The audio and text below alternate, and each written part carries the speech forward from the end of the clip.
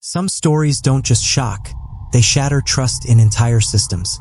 The Jeffrey Dahmer case wasn't only about one man's horrific crimes. It exposed failures in policing, community protection, and justice that still echo today. Before we begin, I want to know, where are you watching from? Drop it in the comments, because this story reached far beyond Milwaukee and touched lives around the world. In the summer of 1991, when Jeffrey Dahmer was taken into custody in Milwaukee, investigators uncovered not only a string of murders but also a disturbing pattern of procedures he himself referred to as experiments. The word did not appear in any medical or scientific sense in the record. Rather, it was Dahmer's description of his own attempts to alter human consciousness and behavior by crude and lethal means. What made these details historically and legally significant was that they were not rumor or invention but statements preserved in the criminal complaint, police interview transcripts, court testimony, and contemporaneous reporting. From the moment officers entered his apartment on July 22nd, the materials they recovered began to point toward methods far beyond simple homicide. Photographs, tools, and chemical containers were cataloged. In subsequent interrogations, Dahmer explained that he had drilled into the skulls of living victims and injected corrosive liquids, most frequently hydrochloric acid, sometimes boiling water, into the cranial cavity. His stated goal was to produce a living but compliant individual, a zombie in his own words, who would remain with him without resistance. These admissions were later summarized in sworn filings by prosecutors and cited in national press accounts that drew directly on the official record. The earliest direct reference to such an attempt appears in his account of the killing of Ernest Lindsay in April 1991. Dahmer told investigators that he drilled into Lindsay's skull and injected acid. Lindsay briefly regained consciousness, complained of a headache, and was then rendered unconscious with further drugs before being killed. The details came not from speculation but from Dahmer's own statements as recorded in charging documents and verified in court proceedings. In May 1991, with Tony Hughes, Dahmer repeated the same procedure. He later admitted that the act itself was fatal, ending Hughes's life almost immediately. The language he used in police interviews about drilling and chemical injection became one of the core components of the criminal complaint. Only days later, the most publicly visible episode associated with these experiments occurred. On May 27th, neighbors discovered a 14-year-old boy, Conorak Synthesumphone, dazed, injured, and unclothed in the street. Police officers responded, encountered Dahmer, and accepted his explanation that the youth was his adult partner during a domestic dispute. Despite protests from witnesses, the officers returned the boy to Dahmer's apartment. Within hours, Dahmer resumed his procedure, drilling into the boy's skull and injecting acid before killing him. This sequence was reconstructed in court through the surviving evidence, official reports, and litigation that later examined police conduct. When Dahmer was arrested in July, the consistency of his accounts across multiple interviews convinced prosecutors and later the court that the so-called experiments were an established part of his crimes in 1991. The instruments, chemicals, and remains found in his apartment reinforced the credibility of his confession. FBI laboratory files that later became public through open records confirmed the presence of caustic substances and biological evidence consistent with the acts he had described. What emerges from these records is not the sensationalized mythology that developed in later popular culture but a narrow, horrific practice attested by Dahmer himself, cataloged by law enforcement, and preserved in official documentation. Every detail of the procedures was anchored to verifiable sources. Sworn complaints, FBI lab reports, judicial decisions, and contemporaneous journalism that drew directly on those documents. The statements Jeffrey Dahmer made in the days following his arrest were not offhand confessions but structured interviews conducted over many hours. Detectives from the Milwaukee Police Department recorded his descriptions, and prosecutors distilled them into the charging complaint filed in July 1991. These records, later quoted in trial proceedings and cited by major newspapers, provide the clearest surviving account of what he called his experiments. The language was clinical in its own crude way, detailing the size of the holes he drilled, the tools he used, and the household chemicals he introduced into the cavities of living victims. What stands out in reviewing these documents is the deliberate repetition of the method, as if he were testing variables in a grotesque series of trials. The FBI, called in to assist the Milwaukee authorities with evidence processing, received multiple shipments of seized items from the apartment. Among them were chemical containers, including hydrochloric acid, that Dahmer acknowledged using. FBI laboratory case files, released decades later under the Freedom of Information Act, corroborated that these substances were present in the apartment and were treated as evidence of attempted chemical control over victims rather than of simple body disposal. These lab notes, though technical and matter-of-fact, confirm that federal forensic specialists took the claim of experimentation seriously enough to preserve and analyze chemical samples. Court records reveal that psychiatrists and psychologists consulted in the 1992 trial also referenced these accounts. One clinical expert testified that Dahmer had explained the procedures as an attempt to create permanent, compliant companionship without killing the subject. The testimony did not embellish the details but relied on Dahmer's own words, filtered through professional evaluation. The juxtaposition of sworn expert testimony with police complaints reinforces the evidentiary base. The experiments were not rumor but a consistent thread in the defendant's narrative as captured by multiple official channels. News archives from the summer of 1991 show that reporters covering the case rapidly seized on this aspect of his confession. Articles in national outlets quoted the complaint directly, noting the descriptions of skull drilling and acid injection. While public commentary often veered toward sensationalism, the underlying facts they repeated had their origin in verified documents available to the press through court filings. This interplay between the official record and the media's presentation shaped public understanding of what the experiments meant in Dahmer's case. Even in the civil litigation that followed, particularly the lawsuits brought by the family of Konarak Synthesumphone, references to the experiments reappeared. Legal briefs and judicial opinions cited the police knowledge of Dahmer's practices as context for evaluating whether officers acted negligently in returning the boy to his custody. The record shows that by late 1991, the experimental procedures were embedded not only in the criminal prosecution but also in collateral civil proceedings. In April 1991, Dahmer's methods took on a new dimension. On April 7th, he encountered Ernest Lindsay, a 19-year-old who would become the first documented subject of his cranial drilling procedure. Dahmer later told investigators that he used a power drill to bore a hole into Lindsay's skull and then injected hydrochloric acid into the opening. Lindsay regained consciousness, complained of a headache, and asked for a drink of water. That moment, recounted by Dahmer in his post-arrest statements and preserved in the charging complaint, underscores both the brutality and the failure of the experiment. Lindsay did not become a compliant living companion. Instead, he was drugged again and killed. The act was anchored to official records, and the details circulated through contemporaneous news accounts that quoted directly from those filings. The attempt was not an isolated event. On May 24th, Dahmer lured 31-year-old Tony Hughes to his apartment. By his own later account, he performed the same drilling and injection, this time with hydrochloric acid, intending to render Hughes unconscious but alive. The procedure killed him quickly. Hughes's body remained in the apartment, and the following days revealed how dangerous the pattern had become. On May 27th, neighbors encountered a dazed and injured youth wandering outside Dahmer's residence. The boy was 14-year-old Konarak Synthesumphone. Witnesses called police, reporting what appeared to be a child in distress. Officers arrived and questioned Dahmer, who explained that the boy was his adult partner. Despite the protests of onlookers who described the youth's obvious injuries, the officers accepted Dahmer's account and returned Konarak to apartment 213.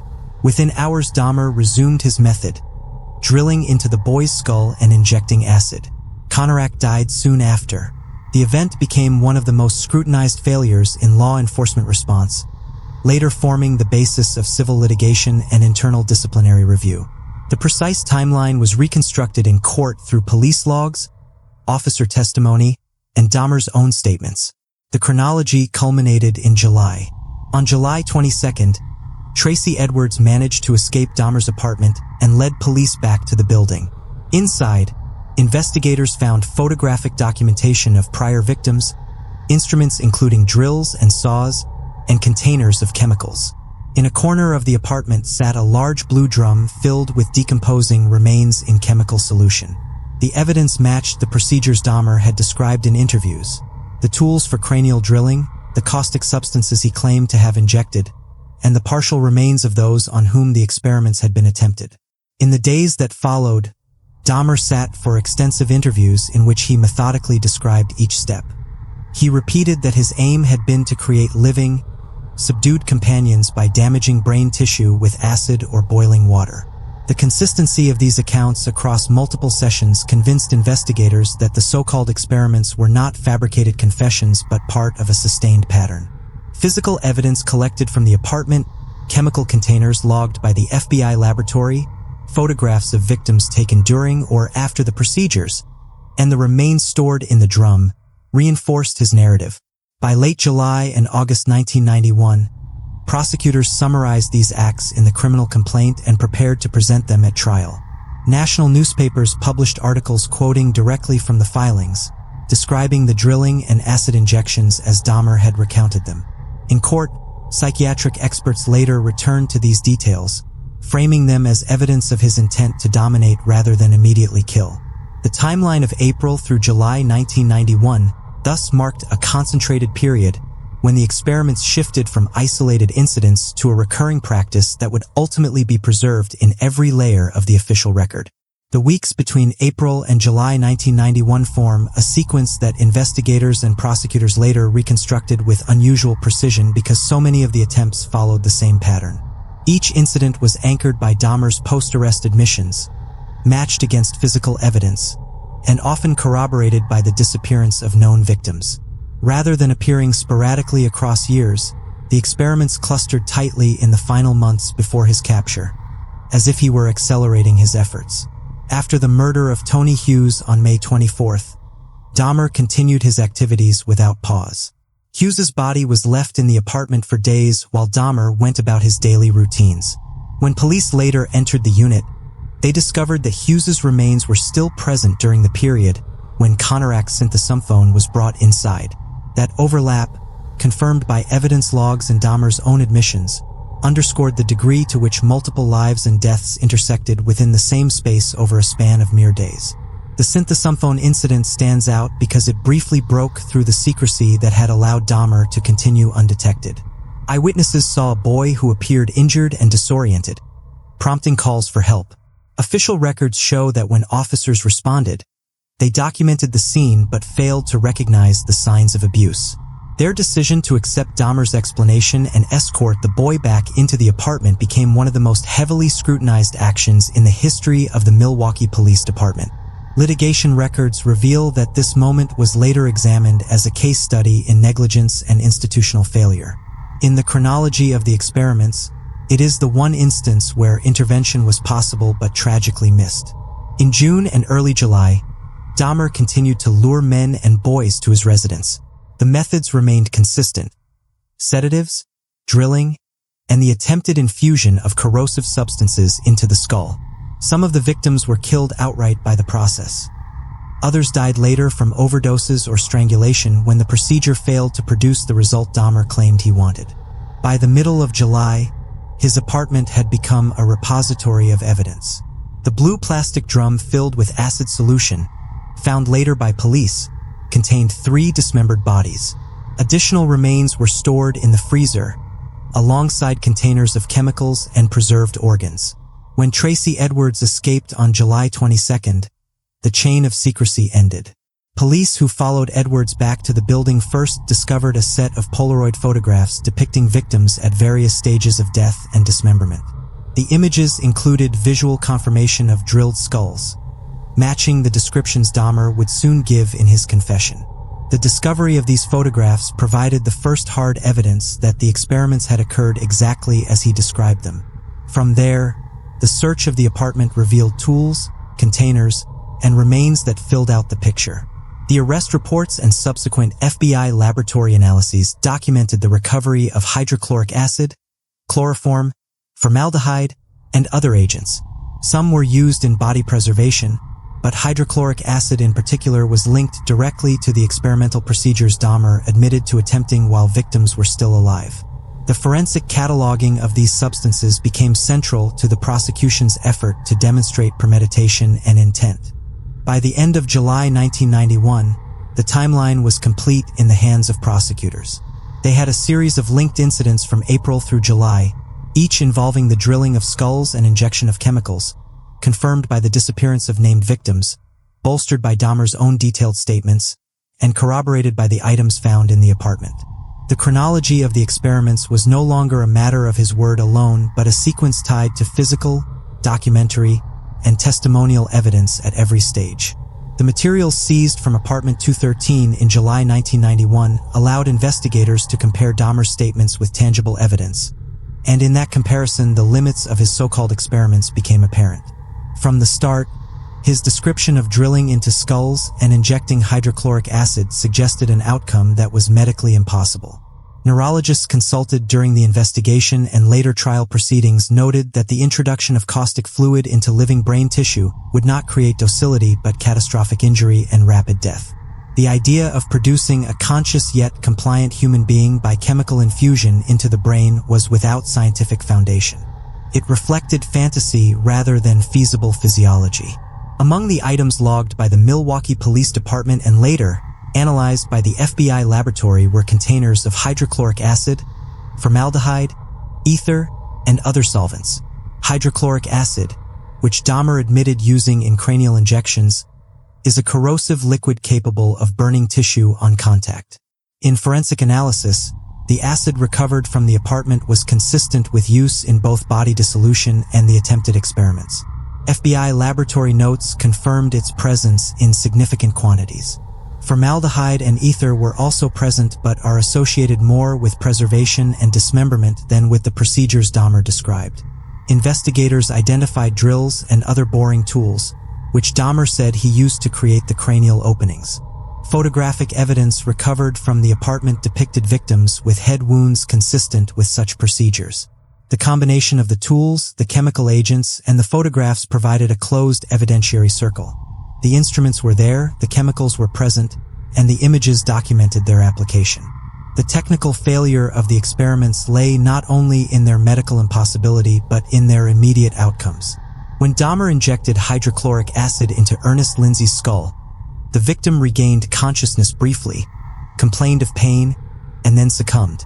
In Tony Hughes's case, the injection was fatal almost at once. With Conorak synthesomphone, the process left him dazed and semi-conscious, but incapable of survival once the acid took effect. Each attempt demonstrated the same pattern. Instead of creating a living zombie, Dahmer inflicted lethal brain injury. In court, psychiatric experts reviewed these accounts and explained that Dahmer's thinking was not rooted in scientific reality. The procedure he described bore no resemblance to any medical or experimental practice known to produce controlled behavior. Instead, it revealed a distorted understanding of chemistry and anatomy. The injections destroyed brain tissue in unpredictable ways, leading only to suffering and death. The FBI laboratory documentation also highlights the distinction between the chemicals Dahmer admitted using on the living and those he used after death. Hydrochloric acid was the substance tied most directly to the experimental attempts, while the drum in his apartment contained bodies submerged in a different solution intended for dissolution. Forensic technicians carefully separated the uses in their reports, underscoring that the cranial injections and the body preservation methods were distinct practices. In retrospect, the anomalies in Dahmer's methods show the gulf between his intentions and the physical consequences. He imagined a technique that could sustain life in a compliant state, but every verified attempt resulted in immediate or near-immediate death. The evidence left behind, drills, chemicals, photographs, and forensic residues, demonstrated not scientific experimentation but a lethal ritual of control that collapsed under the weight of its own impossibility. The chemical evidence preserved after Dahmer's arrest gave investigators a rare opportunity to test the accuracy of his statements against material reality. Containers of hydrochloric acid were found in his apartment, some opened and partially used. FBI forensic notes cataloged their contents and confirmed that the concentration matched commercial-grade acid used in cleaning or industrial applications. When placed against Dahmer's claims of injecting the substance into cranial cavities, experts were able to conclude that the solution was far too corrosive to allow for survival. Even diluted, hydrochloric acid damages tissue at the cellular level and rapidly destroys neural pathways. Boiling water, another medium Dahmer admitted to attempting, would have caused even more immediate destruction. The introduction of heated liquid into a drilled opening in the skull would result in massive thermal injury, coagulation of proteins, and almost instantaneous loss of function in the affected brain region. No forensic or medical testimony suggested otherwise. The impossibility of the goal was self-evident in the technical descriptions provided by specialists during the investigation and trial. The tools recovered in the apartment offered a second line of technical assessment. Detectives documented the presence of electric drills and drill bits consistent in size with the openings Dahmer described making in victim skulls. In several cases, photographic evidence taken by Dahmer himself corroborated the presence of such wounds. The match between the tools, the physical evidence in photographs, and Dahmer's narrative eliminated any ambiguity. The experiments were carried out exactly as he said. What stands out in the technical record is the sheer inconsistency between the precision Dahmer attempted in the procedure and the grossly destructive agents he chose to introduce. Drilling a measured hole in the skull might imply some rudimentary surgical awareness, but the choice of hydrochloric acid or boiling water revealed a complete disregard for the actual requirements of sustaining neural function. Expert witnesses later emphasized this contradiction. The combination of crude chemistry with invasive technique ensured that the outcome would be fatal, not transformative. The FBI's laboratory reports distinguish between the chemical agents associated with the experiments and those used for body disposal or preservation. Hydrochloric acid appeared in both contexts, injected into victims while alive and poured over remains for decomposition. By contrast, solvents like chloroform and ether, also present in the apartment, were linked primarily to attempts at incapacitation or preservation. This separation in forensic documentation reinforces that the so-called experiments were a distinct practice, carried out with the same chemicals but applied in a different manner and with a different stated purpose. From a technical standpoint, the anomalies of Dahmer's procedures were twofold. First, the methods were incapable of achieving the desired outcome of maintaining life and obedience. Second, they left behind an extensive evidentiary trail, chemical residues, photographs, drilled tools, and human remains that made it possible for investigators to reconstruct the acts in detail. Unlike other aspects of his crimes, which required reliance on confession, the experiments were substantiated by hard physical evidence that left little room for doubt. When the details of Jeffrey Dahmer's crimes came to light in 1991, the human accounts that emerged around the so-called experiments shaped the public record in ways the technical evidence alone could not.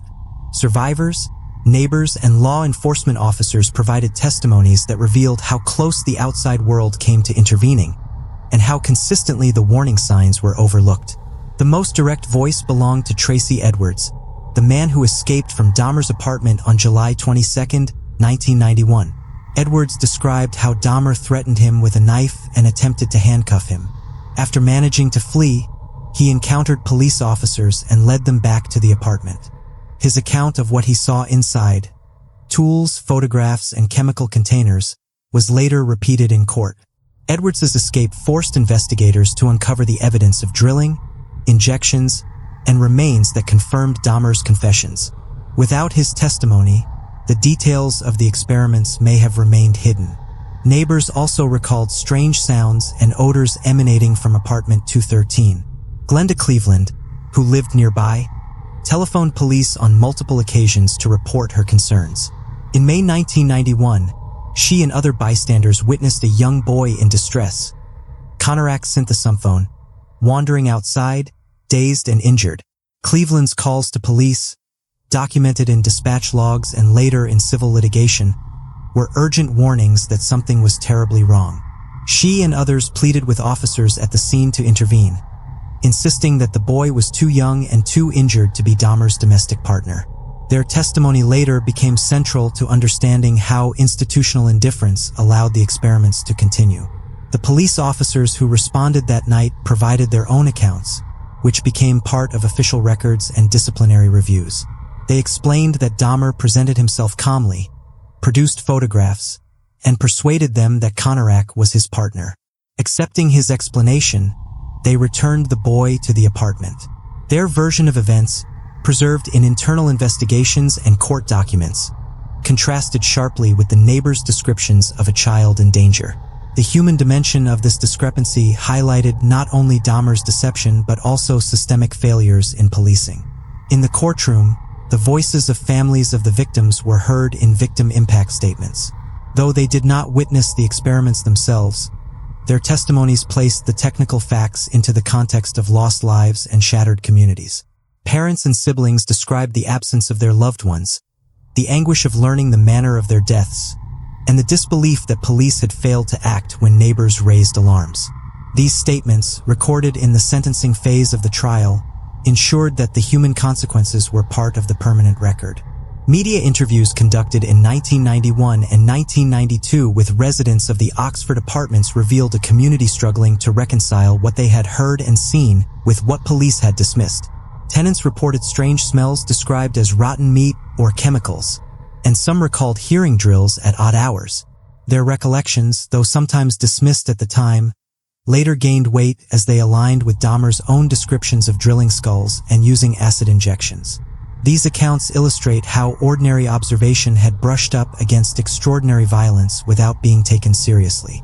The collective testimony, Edwards's escape, Cleveland's calls, neighbors' observations, officers' reports, and families' statements, provided the human frame for the technical evidence of the experiments. They showed how lives intersected with Dahmer's actions in ways that might have allowed for intervention, and how those chances were repeatedly missed. The record of human voices transformed the story from a set of forensic anomalies into a lived tragedy felt across households, neighborhoods, and courtrooms. After the trial began in January 1992, human accounts multiplied and were preserved in official transcripts, ensuring that the perspective of those most directly affected remained part of the record. Tracy Edwards, whose testimony opened the proceedings, walked the court step by step through his night in Dahmer's apartment. He described how Dahmer had tried to cuff his wrist, brandished a knife, and spoke in a detached tone.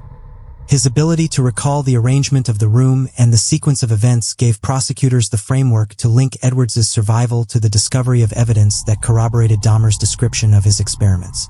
Edwards did not witness drilling or chemical injection, but his escape allowed police to uncover the very instruments and substances that made the confessions credible. The testimony of neighbors like Glenda Cleveland and her family was not heard in the criminal trial itself, but it became central to the public record in later inquiries and media investigations. Cleveland repeatedly called police after observing suspicious behavior around the apartment building, particularly the night she and others encountered Conorak synthesumphone. In interviews preserved by local and national outlets, she described her frustration as officers dismissed her warnings. Her persistence, though ignored at the time, came to symbolize the missed opportunities to stop Dahmer before more lives were lost. Accounts from police officers who entered apartment 213 on July 22 added a further human layer to the narrative. They recalled the overpowering smell, the discovery of Polaroid photographs, and the initial disbelief that what they were seeing was real. Their written reports and later testimony documented the moment when human perception of horror intersected with forensic fact. The officers' words, carefully recorded in trial transcripts and departmental records, conveyed shock, revulsion, and a recognition that they had walked into a crime scene unlike any they had encountered before.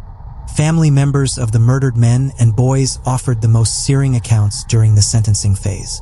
They spoke directly to Dahmer in court, describing their grief and the devastation his actions had wrought on their families and communities. One by one, mothers, fathers, brothers, and sisters explained who their loved ones were before they disappeared into apartment 213. Their voices carried the weight of lived experience, and in the courtroom they confronted Dahmer not with technical questions about acid or drilling, but with the human reality of irreversible loss. These statements were preserved in official transcripts and widely reported in national media, ensuring they remain part of the historical record. Journalists who covered the trial often captured the reactions of those who filled the gallery. Neighbors from the Oxford apartments, community members, and ordinary citizens came to hear testimony and to see for themselves how the justice system would respond. Their recollections, published in newspapers and broadcast on television, described the collective shock of listening to descriptions of the experiments read aloud in court. These public reactions are an important layer of human account, reflecting how a broader community absorbed the truth once it was verified through evidence and testimony. Together, these voices formed a chorus around the bare facts of drilling and chemical injection. They provided texture and moral weight to the evidence that investigators and prosecutors had assembled. Edwards's courage in escaping, Cleveland's persistence in warning authorities, officers' descriptions of the discovery, families' grief, and community outrage transformed the story of the experiments from a technical record into a human history. Each account reinforced the other, leaving no doubt that what had occurred inside apartment 213 was not only a series of failed medical fantasies, but also a lived catastrophe that touched many lives. When investigators, courts, and later the public sifted through the record of Dahmer's crimes, a pattern of official discrepancies emerged. These were not disputes about whether the acts occurred. The drilling and injections were confirmed by his confessions and by evidence, but about how institutions responded to opportunities for intervention and how records sometimes failed to align with lived reality. The most consequential discrepancies surrounded the police encounter with Conorak synthesumphone on May 27, 1991. Dispatch logs and internal reports show that officers were summoned by neighbors who found the boy injured and incoherent in the street. Yet the official incident report filed afterward described the youth as appearing calm and in the company of an adult partner, accepting Dahmer's explanation. The mismatch between what neighbors testified they saw, visible injuries, a childlike appearance, and desperate need for help, and what officers wrote in their report became central to later civil litigation. Court records in the case brought by Conorak's family against the city of Milwaukee documented this gap in perception and raised questions about training, judgment, and bias. Another set of discrepancies appeared in the handling of evidence. FBI laboratory records carefully cataloged chemicals and remains, yet Dahmer's own descriptions of what he injected sometimes conflicted with what could be established. He claimed to have used hydrochloric acid in multiple cases, but forensic scientists could only confirm its presence in containers and residue, not its injection into specific individuals. The absence of direct toxicological evidence from victims, largely because of the condition of the remains, meant that prosecutors relied heavily on Dahmer's confessions. The official discrepancy lay in the difference between what was asserted in interviews and what science could verify. Prosecutors acknowledged this limitation in their filings, but argued that the consistency of his statements across sessions compensated for the lack of physical proof. Internal police records revealed further contradictions in how complaints from neighbors were logged and prioritized. Calls from residents about odors, noises, and suspicious behavior were documented, but follow-up actions were minimal. In interviews after the arrest, some officers admitted they had assumed the smells came from spoiled food or dead animals.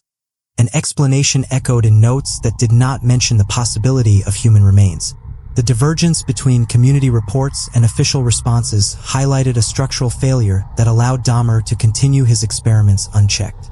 Court proceedings also drew attention to discrepancies in testimony between police officers and civilian witnesses. Officers insisted that Conorak appeared older and cooperative on May 27th, while neighbors maintained he looked unmistakably young and terrified. Judicial opinions reviewing the matter noted that these conflicting accounts could not be reconciled and reflected deeper questions about credibility and bias. The officers were later disciplined, though reinstated after arbitration, underscoring how the institution struggled to resolve the contradictions in its own record. Even Dahmer's confessions contained inconsistencies. He sometimes varied in describing whether he injected hydrochloric acid or boiling water in a particular case. Investigators noted these differences in their reports, but considered them minor compared to the overall consistency of his admissions about drilling and injection. The official record thus preserves both his unwavering description of method and the small discrepancies in the specific agents used. Taken together, these gaps and contradictions reveal the limits of the official response. The experiments were real, confirmed, and preserved in court documents, but the surrounding record was marked by discrepancies in police judgment, evidentiary certainty, and institutional accountability. Each inconsistency became part of the historical narrative, not erasing the reality of the crimes but complicating the story of how they were investigated and how responsibility was distributed. The police encounter with Conorak synthesumphone has become the defining example. The written incident report filed on May 27, 1991 described the situation as a domestic dispute between two consenting adults. Officers recorded that Konarak appeared calm and capable of making his own decisions. Dahmer's identification as the boy's boyfriend was noted in the file without challenge, and the matter was closed. By contrast, neighbors later testified that Konarak was clearly underage, visibly bleeding from his head, and barely able to stand or speak. They recalled pleading with the officers to recognize that something was wrong. The formal report and the eyewitness accounts cannot be reconciled, leaving historians and legal analysts to conclude that perception and bias shaped the officers' judgment more than the observable facts. The official record, what entered the police file, was a version of events that obscured the obvious warning signs, a discrepancy with tragic consequences. This was not the only instance in which reports and lived reality diverged. Dispatch logs show multiple calls from residents of the Oxford apartments complaining of odors and unusual behavior. Some entries record that officers were dispatched, but follow-up notes often describe the matter as resolved without meaningful investigation. Residents later explained to journalists that their complaints were dismissed as the smell of spoiled meat or plumbing issues. The official paperwork supports this interpretation, showing cursory explanations entered into the logbooks. Yet when the apartment was finally searched after Dahmer's arrest, officers encountered decomposing remains and chemical containers whose odors matched what tenants had described. The gap between residents' persistence and the thinness of the police response highlights an institutional tendency to underplay the seriousness of community reports. The forensic record also contained contradictions. Dahmer repeatedly confessed that he had injected hydrochloric acid into his victims' skulls. He occasionally claimed to have tried boiling water instead. Investigators seized bottles of hydrochloric acid from the apartment, and FBI laboratory analyses confirmed the contents. However, because the remains of victims were often decomposed, dismembered, or chemically treated after death, toxicologists were unable to recover definitive proof of intracranial acid exposure. Thus, the confessions were more detailed than the physical science could corroborate. Prosecutors addressed this limitation in court, acknowledging that while chemical traces could not be recovered from the remains, the consistency of Dahmer's admissions and the presence of acid in the apartment provided sufficient evidence. Here the discrepancy was between the completeness of Dahmer's own narrative and the partial nature of the forensic record. Judicial proceedings in the civil lawsuit filed by the Synthesumphone family exposed another layer of discrepancy: the differences between police testimony and civilian testimony about Konarak's appearance. Officers described him as coherent, older-looking, and capable of speech. Neighbors testified that he appeared young, incoherent, and in need of urgent care. The court noted that these versions could not both be true, and that the officer's interpretation had effectively erased the warnings of those on the scene. Arbitration proceedings later reinstated the disciplined officers, an outcome that itself created an additional contradiction: official acknowledgement of negligence followed by administrative reversal. These records illustrate how institutions can produce conflicting truths about the same event, depending on the process applied. Dahmer's own interviews added still more complexity. While his accounts of drilling and injecting remained consistent in broad strokes, details sometimes shifted. He would alternate between saying hydrochloric acid and boiling water had been used. He occasionally misstated the order of victims or confused the sequence of procedures. Detectives noted these inconsistencies in their reports, but prosecutors emphasized the overall pattern rather than individual variations. The official record therefore presents Dahmer both as a narrator of remarkable precision about his methods and as a source of contradictions on smaller points. These discrepancies remain part of the evidentiary trail, a reminder that even a confession is not a perfectly reliable document. Discrepancies also appeared in the way evidence was categorized. Chemicals found in the apartment were recorded both as tools of attempted experimentation and as agents of body disposal. The blue plastic drum, filled with decomposing remains in solution, became associated in media accounts with the experiments. Yet FBI reports clarified that the drum solution was intended to dissolve bodies after death, distinct from the intracranial injections Dahmer admitted attempting. Prosecutors, eager to underscore the horror, sometimes blurred these categories in their descriptions to the press, while laboratory notes were more precise. This tension between public narrative and technical classification created another discrepancy in the way the experiments were remembered. The aftermath of the trial and sentencing added further institutional contradictions. The Milwaukee Police Department initially disciplined the officers involved in the May 27th incident, but union arbitration led to their reinstatement. The official stance of the department shifted from admission of error to acceptance of the arbitrator's ruling. Meanwhile, in civil litigation, the city defended itself against claims of negligence, even as public officials expressed regret over the handling of Conorac's case. The coexistence of apology and denial became part of the official history. Taken together, these layers of discrepancy demonstrate how the historical record of Dahmer's experiments is not a seamless narrative but a contested archive. Police reports diverged from eyewitness testimony, forensic evidence fell short of confessions, disciplinary actions contradicted later reinstatements, and public statements softened technical distinctions in favor of dramatic effect. Each inconsistency is documented in official records, not as speculation but as part of the archival trail. They reveal how institutions attempted to manage the horror of the crimes while also protecting their own credibility, and how those efforts left behind conflicting accounts that historians must now navigate. When the public record of Jeffrey Dahmer's crimes was finally assembled in the years after his arrest, the experiments he attempted, drilling into skulls, injecting acids, attempting chemical lobotomies, stood as both a set of technical anomalies and a human tragedy. Phase 6 represents the synthesis. The way investigators, courts, media, and communities interpreted the events once the immediate work of discovery and trial had concluded. The experiments themselves were anomalous because they blurred the line between homicide and medical procedure. Dahmer was not trained in anatomy or pharmacology, yet his confessions revealed repeated efforts to improvise methods of preserving life in a controlled, submissive form. Law enforcement officers struggled to classify these actions. Prosecutors charged them as murders, but forensic reports noted their disturbing resemblance to procedures that, if performed under medical supervision, would have been classified as surgery or research.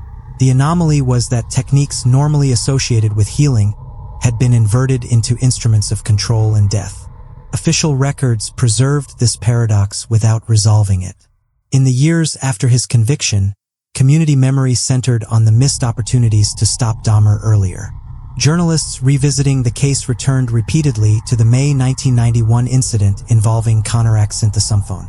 Civic inquiries and media investigations framed this event as symbolic of broader institutional failures, racial bias, homophobia, and a tendency to dismiss marginalized voices.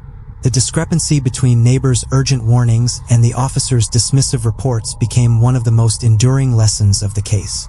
Civic leaders acknowledged these failures, and training reforms were introduced in the Milwaukee Police Department. Thus, the human accounts fed directly into institutional change, though the memory of the lost lives could not be erased. Forensic scientists, in later reviews, emphasized the technical limits of what could be proven. The chemicals Dahmer admitted injecting could not be traced in decomposed remains. The drill bits and syringes, photographed and cataloged, were mute evidence, their purpose explained only through Dahmer's words. The technical anomaly of relying on confession rather than laboratory confirmation became a feature of the case, cited in academic discussions of forensic methodology. The official narrative thus rested on the unusual alignment of self-report and circumstantial corroboration, rather than the direct toxicological proof usually sought in homicide cases. Families of victims continued to speak publicly, ensuring that the experiments were not remembered solely as curiosities of criminal pathology, but as acts that destroyed lives. Their statements, preserved in court and in interviews, gave the historical record its moral weight. They reminded the public that the technical details, acid concentrations, drill holes, injection sites were only part of the truth. The deeper truth lay in the human loss and in the failures of institutions to protect vulnerable individuals. As the 1990s progressed, the Dahmer case became a subject of criminological study, psychiatric debate, and media representation. Official reports remained the backbone of these discussions, but interpretations varied. Some emphasized the anomalies of Dahmer's methods, others the discrepancies in institutional response, and still others the testimony of those who lived alongside him. Together, these perspectives formed a layered historical memory that resists simplification. By the time Dahmer was killed in prison in 1994, the record of his crimes had already become fixed as both a legal archive and a public cautionary tale. The experiments were understood not just as grotesque improvisations, but as evidence of systemic blind spots that allowed a serial killer to operate undetected for years.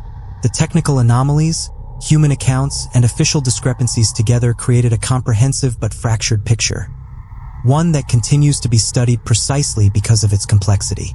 The synthesis of these phases reveals that the story of the experiments is not only about what Dahmer did, but also about what others failed to do, what could not be proven, and what remains in memory. The official history, drawn strictly from verified sources, preserves both the facts and the fractures in how they were recorded. The anomalies at the center of the case remained troubling to specialists. Forensic pathologists repeatedly emphasized that Dahmer's self-described lobotomies were neither medically sophisticated nor scientifically plausible, yet the precision of his confessions, paired with the tools and chemicals found in his apartment, gave them credibility. Toxicologists explained in peer-reviewed articles and forensic conferences that the absence of definitive chemical traces in remains did not disprove Dahmer's claims. It simply illustrated the limits of detection when decomposition and chemical destruction had advanced so far.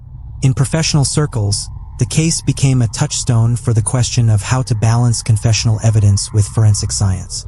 The official files, preserved in FBI and police archives, display this tension. Laboratory reports meticulously cataloged the evidence but always appended caveats about what could not be proven, while interview transcripts recorded Dahmer's admissions in unnerving detail. The human dimension was never lost.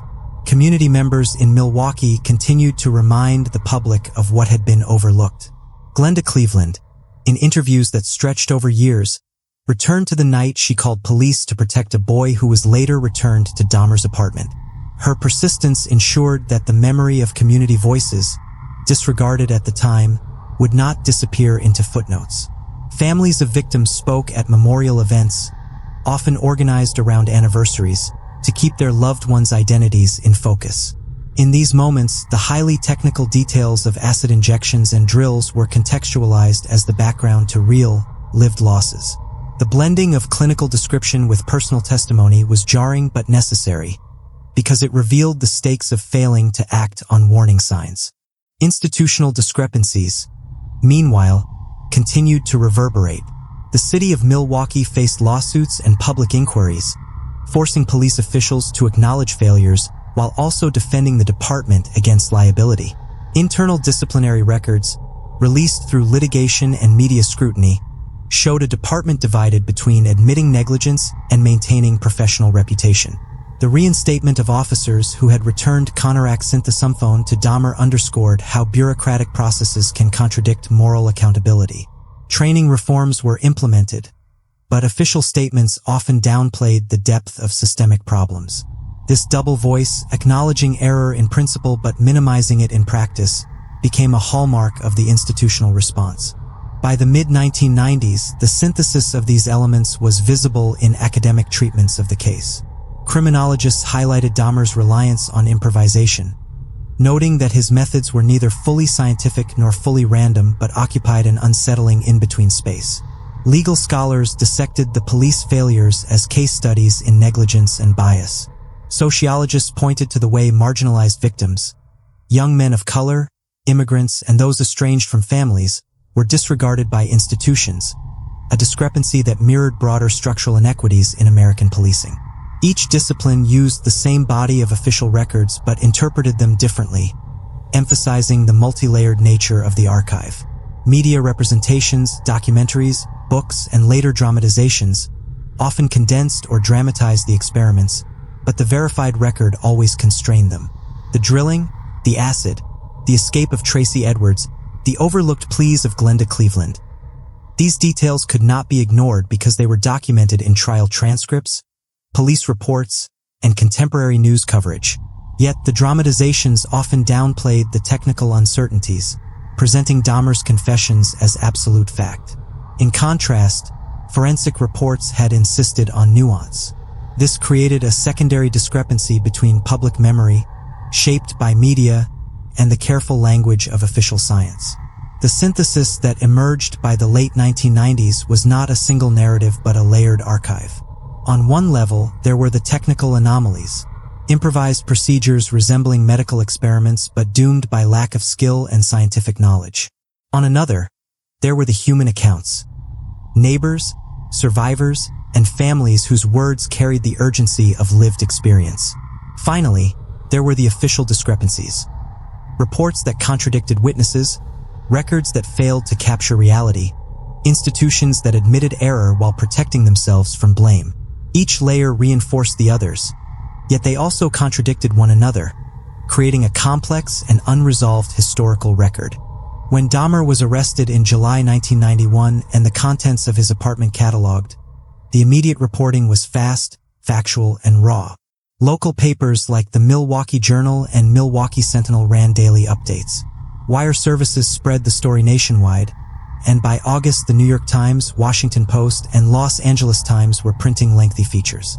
These early stories leaned heavily on official police statements, court filings, and interviews with neighbors. Reporters walked a careful line.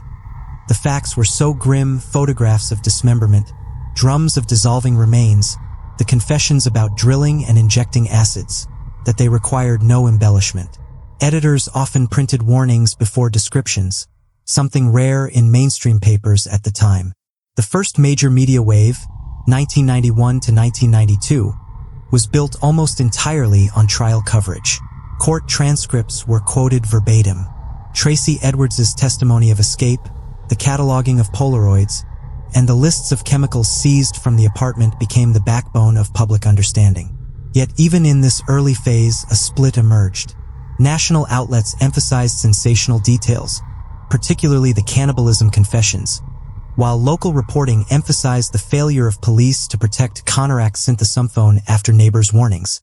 Both strands were grounded in evidence, but the weight placed on one or the other shaped public memory differently. The second wave came with the first books, published in 1992 and 1993. Don Davis's The Milwaukee Murders and N. Schwartz's The Man Who Could Not Kill Enough drew heavily on verified documents. Schwartz, a reporter for the Milwaukee Journal, had been among the first journalists at the crime scene. Her book emphasized both Dahmer's methods and the systemic failures. Davis's work leaned toward narrative pacing but still quoted trial testimony at length. Lionel Dahmer, Jeffrey's father, published A Father's Story in 1994, a memoir offering his personal reflections but also incorporating documents from the trial and his son's psychiatric evaluations. Each of these books widened the circle of knowledge. They were fact-based but inevitably filtered through perspective. Schwartz through the lens of local journalism, Davis through narrative true crime, and Lionel Dahmer through paternal grief and bewilderment. Television quickly followed.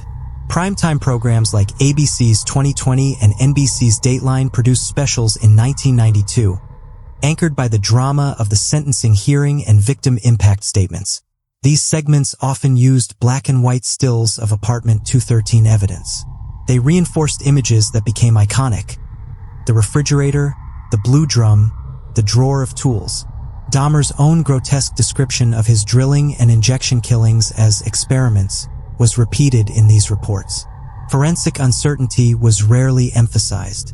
The viewing public was left with the impression of gruesome scientific precision, even though toxicologists had explicitly testified to the limits of proof. By the late 1990s, cable television had expanded the case into documentary-style series. American Justice, A&E, and investigative reports returned to Dahmer repeatedly, framing him as a serial killer unlike any other. These programs usually combined archival footage with talking head interviews. Investigators recounted their discovery of the Polaroids, neighbors recalled the odors, and psychiatrists offered interpretations. Yet the focus tilted toward spectacle: the cannibal killer, the monster next door. The drilling and injections were presented as scientific fact, despite the forensic caveats, because that was how Dahmer himself had described them. The nuance of the laboratory reports was lost in translation to television. Parallel to this, Milwaukee newspapers kept a more sober thread alive. They ran retrospectives every July and February, revisiting the community's grief, interviewing surviving family members, and examining reforms in the police department. These features ensured that official discrepancies, like the May 1991 police encounter with Konarak, remained central to the local memory of the case. Editorials often linked the incident to broader issues of race, class, and sexuality in policing. This local counternarrative was rooted in verified dispatch logs, disciplinary hearings, and civil court filings, offering a depth that national outlets rarely sustained. The 2000s marked a third wave, the globalization of the Dahmer story through syndicated documentaries and the emerging true crime publishing boom.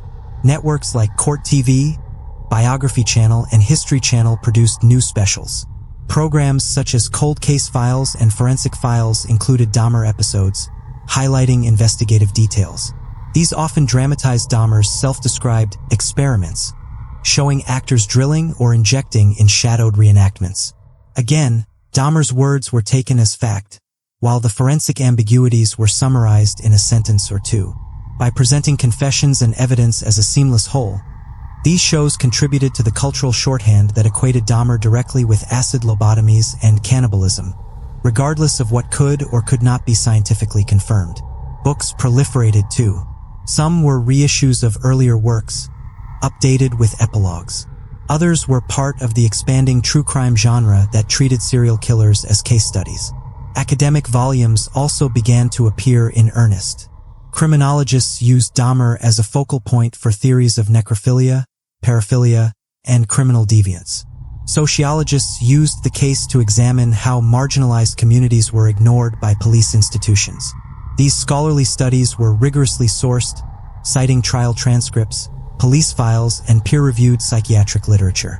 They often highlighted the very discrepancies that popular media glossed over, making them an essential corrective for readers who sought depth. In the 2010s, the cultural footprint widened further. Digital media platforms, podcasts, and online true crime communities circulated Dahmer's story to new audiences. Podcasts such as Sword and Scale and Casefile devoted episodes to the case, drawing heavily on transcripts and newspaper archives. They sometimes restored nuance, acknowledging forensic limitations or police failures, but they also dramatized the narrative for impact. Meanwhile, academic interest deepened.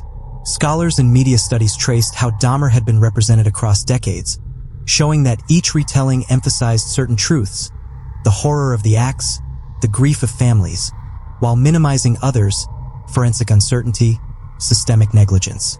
Throughout these decades, victims' families continued to speak out. Some granted interviews on anniversaries, insisting that their sons and brothers be remembered as individuals rather than as props in a killer's story. Others refused to participate, objecting to the commodification of their trauma. Their voices, when preserved in verified interviews or court transcripts, provided an anchor to reality against the drift of sensationalism.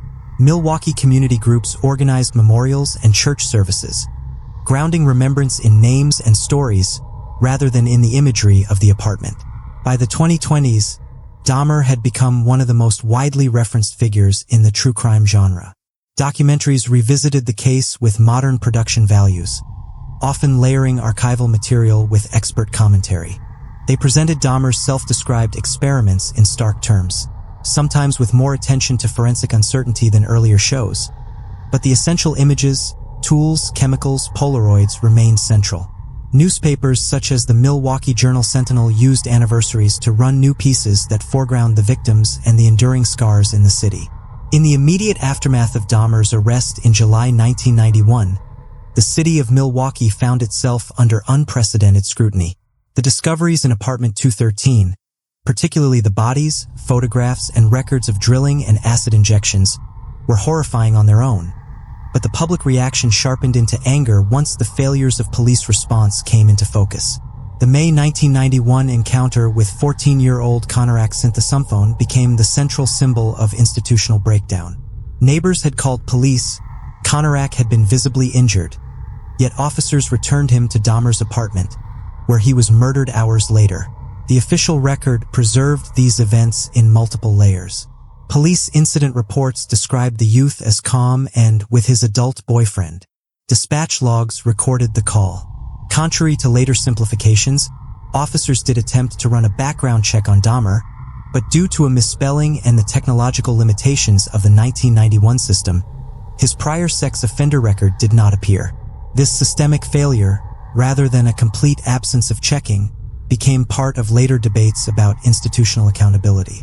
The civil lawsuit filed by the Synthesumphone family against the city of Milwaukee alleged negligence, but the case was dismissed and did not result in a payout. By contrast, Tracy Edwards, the man who escaped Dahmer's apartment on July 22, 1991 and led police to him, did receive an $850,000 settlement from the city in 1994. This distinction was widely reported in the Milwaukee Journal and national outlets, though it was often blurred in later retellings. The two officers involved in the May 1991 incident, Joseph Gabrish and John Balcerzak, were fired after internal review. However, in 1994 an arbitrator reinstated them, ruling that while their handling of the incident had been deeply flawed, the penalty of termination was inconsistent with departmental precedent for comparable misconduct. This detail, that the reinstatement rested on arbitration standards rather than a wholesale exoneration, is preserved in official arbitration records and was reported extensively in local media. The Common Council of Milwaukee, under intense public pressure, held hearings into the police response. Testimony included statements from neighbors, activists, and police officials. Official transcripts show that council members pressed the department on issues of race, class, and sexuality. The fact that most of Dahmer's victims were young men of color, and that Conorak was a Laotian American youth from a refugee family, was central to these discussions. Activists argued that systemic bias had led officers to dismiss the concerns of black residents like Glenda Cleveland and to downplay the distress of a boy who clearly appeared underage. While police officials denied deliberate prejudice, the hearings acknowledged that structural biases influenced decision-making. Nationally, the case became a reference point in debates about community policing. Throughout the 1990s, departments across the U.S. were shifting toward models that emphasized building trust with local residents, incorporating neighborhood input, and holding regular forums. Milwaukee's failure to heed neighbors' warnings was cited in law enforcement journals and conferences as an example of why community engagement mattered. Training curricula at police academies began to include the Dahmer case as a cautionary lesson in ignoring marginalized voices. The FBI's Behavioral Science Unit, which had been consulted during Dahmer's interrogation, also drew lessons. In published analyses, FBI profilers noted that Dahmer's methods, drilling, injecting, preserving, blurred lines between sadism, control, and what he himself grotesquely labeled as experiments. These findings informed broader discussions in forensic psychology about paraphilic disorders and compulsive behavior. While these were academic contributions rather than reforms in law enforcement procedure, they underscored the need for better psychological screening in parole and probation systems. In the realm of forensic science, the Dahmer case highlighted both strengths and limitations. The FBI laboratory cataloged an extraordinary amount of evidence: photographs, tools, remains, and chemical residues. However, because of the state of the remains, toxicologists could not conclusively prove that acid injections caused death. Prosecutors acknowledged this gap in trial documents, noting that their case depended heavily on Dahmer's consistent confessions. Forensic experts later pointed to this as a lesson in the importance of collecting and preserving biological samples at the earliest stages of investigation, a principle that influenced protocols in later serial homicide cases. Milwaukee also faced institutional reforms in victim services. Prior to 1991, the city had limited infrastructure for supporting families of crime victims. In the wake of the Dahmer trial, local nonprofits and government offices expanded counseling and support programs. Court records document how families were offered state-funded counseling during sentencing hearings. Over time, Wisconsin increased funding for victim advocacy groups, citing the trauma of the Dahmer families as a catalyst. The case influenced LGBTQ+ advocacy in Milwaukee as well. Officers' reference to the Dahmer incident as a domestic dispute between lovers, preserved in police communications, was widely criticized as dismissive and homophobic. LGBTQ+ activists argued that the incident revealed both prejudice and a lack of training in handling same-sex domestic violence cases. In the years following, Milwaukee's police department worked with community organizations to improve outreach to LGBTQ+ residents, establishing liaison officers and sensitivity training. These changes were documented in city council minutes and police press releases throughout the mid-1990s. Beyond Milwaukee, the case was cited in criminology curricula across the U.S. as a study in institutional failure. Textbooks on criminal justice incorporated Conorak's case as a teaching example of how bias, negligence, and inadequate procedures could have deadly consequences. Academic journals cited the case when discussing failure to protect, lawsuits, and police liability. These discussions influenced how departments nationwide approached calls involving vulnerable individuals. Even within corrections, Dahmer's murder in prison in 1994 led to internal reviews about inmate placement and protection. Official Wisconsin Department of Corrections documents show that Dahmer, despite being a high-profile and vulnerable inmate, was assigned to work details with limited supervision. His death prompted changes in how the department assessed risks for notorious prisoners, with more emphasis on protective custody. By the late 1990s and early 2000s, when Milwaukee revisited the case on anniversaries, journalists often framed it as a story not only of a serial killer but also of a city forced to confront systemic reform. Editorials in the Milwaukee Journal-Sentinel drew direct connections between the Conorak incident and ongoing debates about race, immigration, and policing. Community leaders argued that the true legacy of the case was not only the horror of Dahmer's acts, but also the demand for institutions to listen, respond, and reform.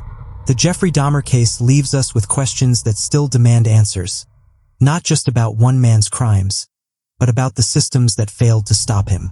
If this deep dive gave you perspective, make sure to like, share, and subscribe to Eternal Obsidian for more fact-driven explorations into history's darkest chapters. And don't just watch, join the conversation in the comments. Your voice keeps these stories alive.